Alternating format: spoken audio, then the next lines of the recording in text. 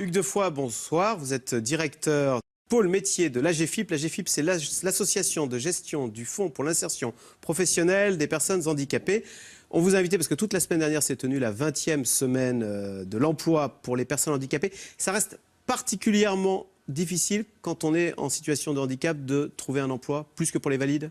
Ça reste plus difficile puisqu'on a un taux de chômage des personnes handicapées qui est effectivement plus élevé que celui des personnes valides. 2 fois plus élevé. 2 fois plus élevé. On va dire en taux d'emploi, oui, on est à 10% sur les personnes valides, on est à 18% pour les personnes handicapées. Donc oui, c'est plus compliqué. Les handicapés, c'est 10% des chômeurs, c'est près de 500 000 personnes. Qu'est-ce qu'on entend par handicap? C'est pas uniquement la personne sur un fauteuil roulant. Alors il y a 2 dimensions qu'il faut avoir en tête. C'est effectivement des types de handicap qui sont très variés, très vastes. Donc bien sûr, c'est pas que la personne en fauteuil roulant.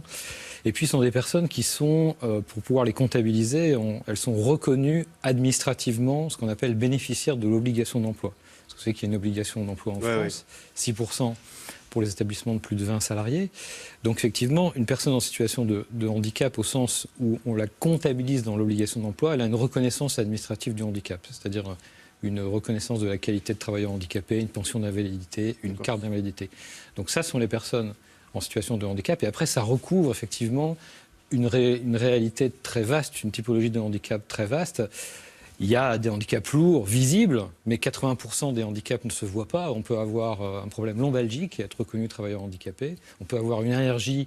Si vous êtes boulanger et que vous êtes allergique à la farine, finalement c'est un exemple peut-être un petit peu bateau, mais vous avez un problème, vous avez une pathologie qui vous empêche de travailler. Donc vous pouvez être reconnu travailleur handicapé. Après, si on vous reclasse sur un métier effectivement compatible avec votre handicap, vous n'êtes plus considéré comme reconnu. handicapé. Voilà, exactement. En tous les cas, il y a ce chiffre qui est frappant pour dire qu'on est tous potentiellement concernés parce que 85% des handicapés ne sont pas nés handicapés, ils sont nés valides et ils le sont devenus, alors à la suite de quoi? D'un accident de la route, d'une maladie? Effectivement, 15% des handicaps sont des handicaps de naissance et après, en fonction des accidents de la vie, des accidents de la route, puis on a aussi évidemment le vieillissement de la population, l'allongement des durées des carrières professionnelles. Donc oui, potentiellement, tout un chacun est concerné. Il faut bien entendre, on vient de se le dire, une maladie chronique évolutive peut faire l'objet évidemment d'une reconnaissance de la qualité de travailleur handicapé. Donc oui, potentiellement, nous sommes tous concernés. Oui. Alors, accident de la route, je vous propose, Hugues Defoy, de regarder ce reportage d'un salarié qui travaillait dans le BTP, qui a eu un accident de la route, il se retrouve en fauteuil roulant, et vous allez le voir, son entreprise de BTP a aménagé une grue pour que ce salarié puisse continuer à travailler sur les chantiers. On regarde. Pour travailler, je déplie la grue, je m'attache avec le harnais. Et après j'ai une télécommande qui me sert à piloter la grue.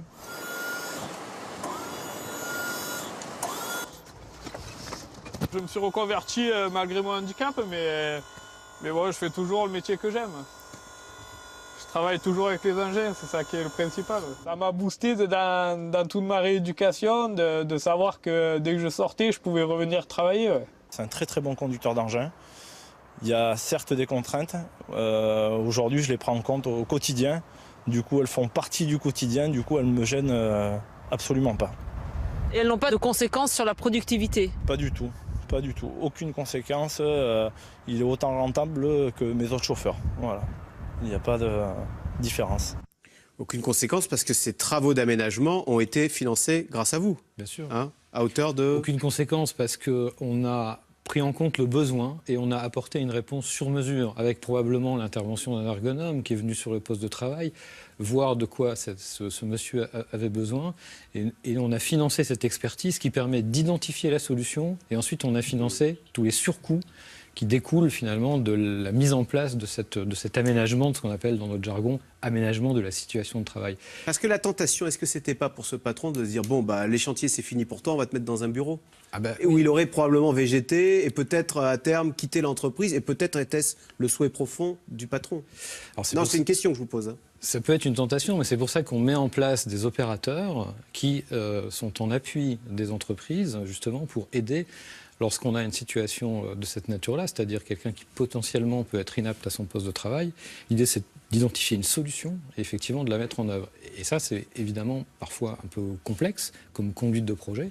Donc on va faire appel à des experts qui sont là pour aider les entreprises. Alors les freins, on imagine, ne sont pas que financiers pour réinsérer les handicapés dans la vie professionnelle.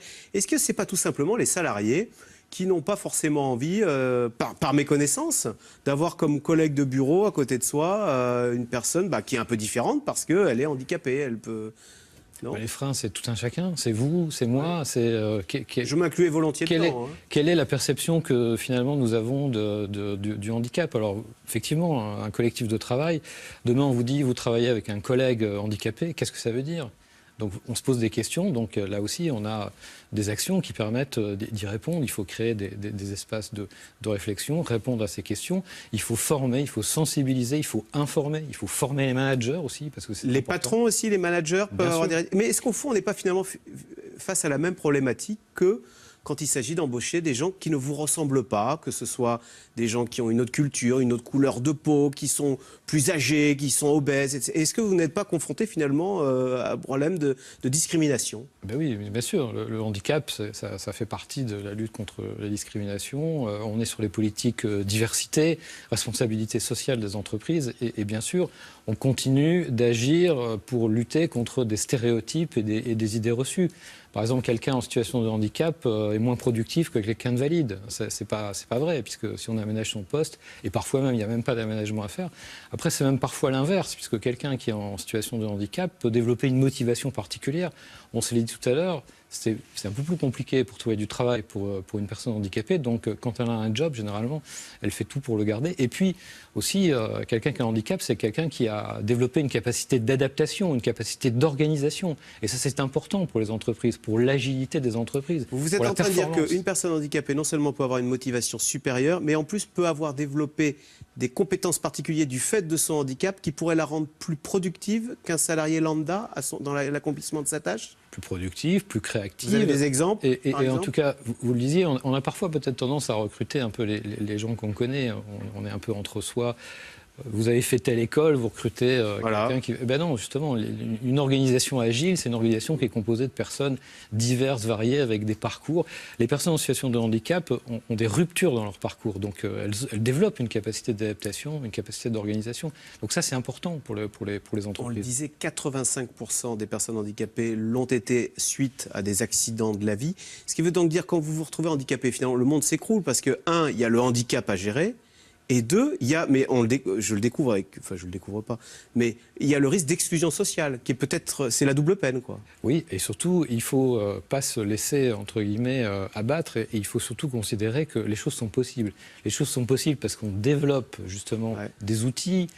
On met en place des experts sur les territoires, on a des réseaux d'accompagnement, le réseau Cap Emploi qui est un réseau spécialisé. Il ne faut pas se laisser abattre parce que vous voyez des personnes en situation qui se retrouvent handicapées et qui sont totalement abattues, qui n'arrivent pas à se... Il faut surtout pas, il faut pas se laisser abattre, mais il faut surtout ouvrir le champ des possibles. Il ne faut pas considérer que tel ou tel poste n'est pas accessible parce que je suis en situation de handicap. Au contraire, d'ailleurs, c'est l'esprit de la loi. La loi de 2005 qui a boosté l'emploi dans les entreprises. Elle pose un principe de non-discrimination qui dit aucun poste ne doit être fermé à une personne en situation de handicap. Donc il ne faut pas hésiter, il ne faut pas hésiter à s'orienter aussi sur des filières qui, a priori, on n'aurait pas idée de travailler dans le secteur du luxe, on n'aurait peut-être pas idée de travailler dans le secteur de l'aéronautique. On a des exemples qui montrent qu'on y arrive. Merci beaucoup Hugues Defoy, donc directeur du pôle métier de l'AGEFIP, donc qui vient aider au financement pour l'insertion des personnes handicapées. Merci.